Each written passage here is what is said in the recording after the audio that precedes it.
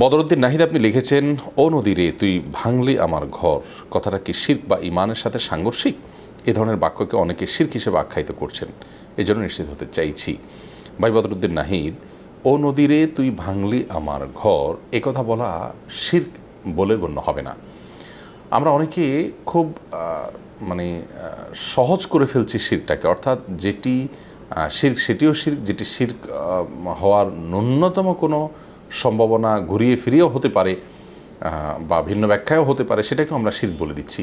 এটি অনুচিত একটি কাজ, এবং এ ধরনের কাজের ফলে যেটি হবে তা হলো শিরকের প্রতি মানুষের যে এক ধরনের ভয় থাকার কথা, শিরকের থেকে বাঁচার জন্য মানুষের যে একটা প্রচেষ্টা থাকার কথা, এটা একটা ছেলে খেলায় পরিণত হবে। এই জন্য এ ধরনের বিষয়ে কথা বলার ক্ষেত্রে আরেকটু আমার মনে হয় দায়িত্বশীলতার পরিচয় দেওয়া উচিত। ও নদীরে ভাঙলি তুই ভাঙলি আমার ঘর, মানে নদী ভাঙনে আমার ঘর হারিয়ে ফেললাম, তো সেজন্য আমি নদীকে লক্ষ্য করে বললাম, নদী তুই আমার ঘর ভেঙেছিস। তো এটাকে যে বা যারা শিরক বলছেন তাদের হয়তো যুক্তি এরকম যে নদী ভাঙন তো আল্লাহর নির্দেশে হয়, অতএব আমার ঘর তো আল্লাহর নির্দেশে ভেঙেছে, নদীকে আমার ঘর ভেঙেছে, আমি নদীকে সম্বোধন কেন করব।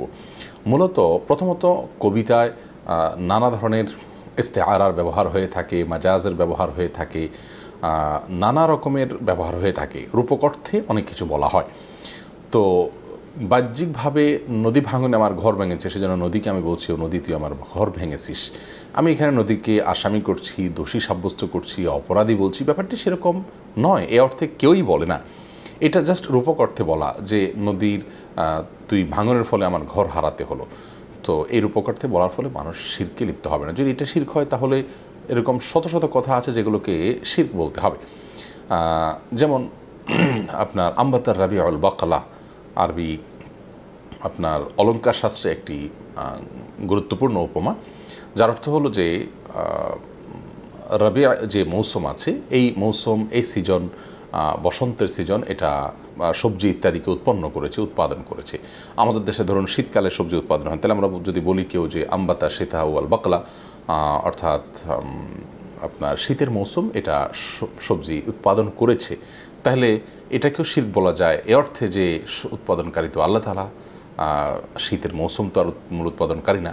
রূপক অর্থে শীতের মৌসুমে উৎপাদন হয়, সেজন্য তার দিকে এটাকে নিসবত করা, সম্বোধন করা, এটা জায়েজ আছে। এই রূপক অর্থের ব্যবহার কোরআন হাদিসেও ভুরি ভুরি আছে, নবী করিম সাল্লাল্লাহু আলাইহি ওয়াসাল্লামের জীবনেও আপনার তার উক্তিতেও ভুরি ভুরি এরকম পাওয়া যায়।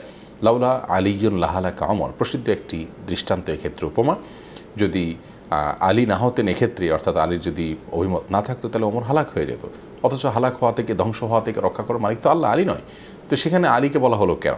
এটা রূপক অর্থে এবং বাহ্যিক অর্থে। তো এই ধরনের ব্যবহার কখনো শিরক হয় না, এবং এ ধরনের ব্যবহার আমাদের জীবনে অহরহ হয়ে থাকে।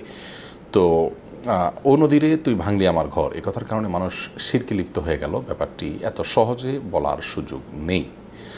বরং এটি একটি কবিতার অংশ, যেটিকে আমরা রূপক অর্থে শুদ্ধ ধরতে পারি, আর রূপক অর্থে ব্যবহারেই এই সমস্ত ক্ষেত্রে বেশিরভাগ জায়গা হয়ে থাকে, যার কারণে এটি শিরক হবে বলে আমরা মনে করি না ইনশাআল্লাহ তাআলা।